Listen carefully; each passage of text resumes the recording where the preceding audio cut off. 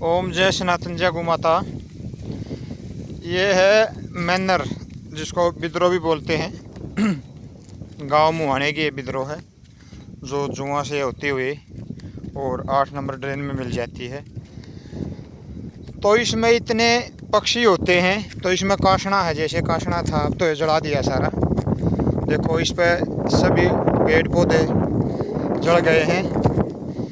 जब घासों में आग लगाते हैं तो बदरों पर चढ़ जाती है और सारी बदरों में पता नहीं कितने किलोमीटर तक आग लग के जाती है। इसमें अनेकों प्रकार के जीव जंतु होते हैं, पक्षी होते हैं, पेड़ पौधे होते हैं। तो हर साल ऐसे ही जल जाती है। हर साल हम ऐसे बोलते भी भाई ध्यान रखो।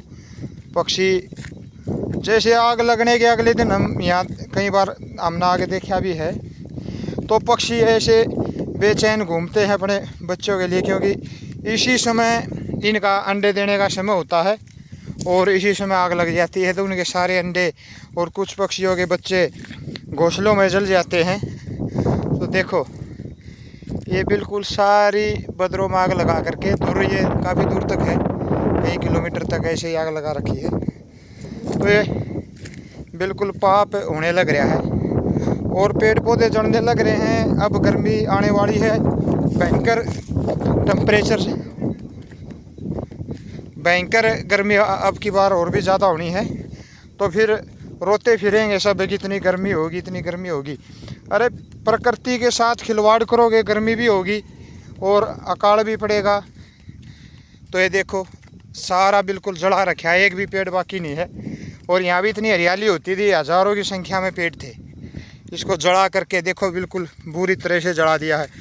सारी बदरों बाग लगा करके इतने बच्चे निके जल गए। काशने के अंदर इतने घोंसले। आग लगाने से पहले जैसे मार्च के महीने में यहाँ पर हम आते थे अपना ध्यान लगाने के लिए, तो इतने पक्षियों की चहचहाट, इतना आनंद आता था। अब यहाँ पे कोई पक्षी नहीं है, सब बेचारे चले गए छोड़ करके। देखो आग कैसे लगी हुई है। तो इस प्रकार हमने ध्यान रखना चाहिए आग लगाते समय भी। अपने खेत के पास में खड़े हों और सावधानी से आग लगाएं।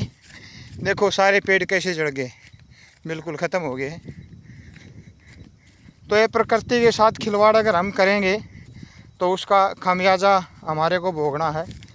गर्मी होएगी, सूखा पड़ेगा, बरसात नहीं होगी।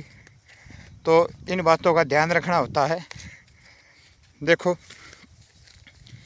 कितनी दूर तक अंदर जो पटेरा था वो भी फूक गया सारा, और पक्षी तो बेचारे यहाँ कहाँ से रहे थे सारे। देख इतने पक्षी यहाँ पर थे, इतने पक्षी, इतना आनंद आता था।